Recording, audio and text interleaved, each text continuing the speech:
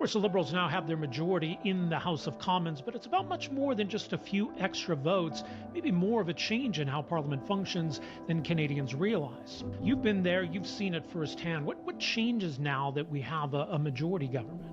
When the context of a majority government is talked about, people automatically default, and fairly, to the idea of confidence votes.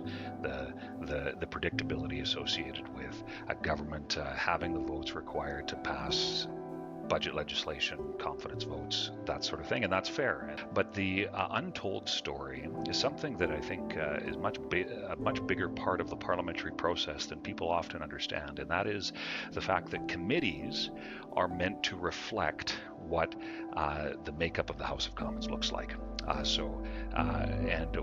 Wasting no time, the government House leader came out and suggested that they would be moving a motion to change the makeup of those committees to reflect this new majority, despite that not being the composition that Canadians, the composition of the House rather, that Canadians sent to Ottawa.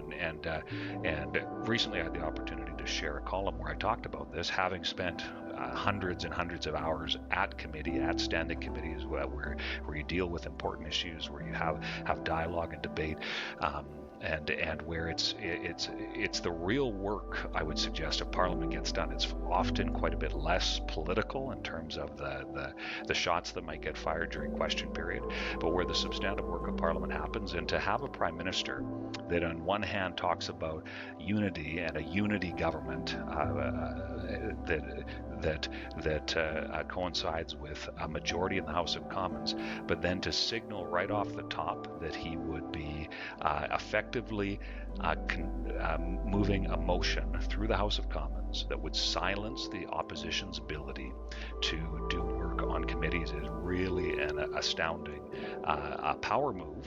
And I mentioned in the column that I'd written that it was a democratic sin to betray what Canadians sent in terms of the makeup of what the House of Commons should look like.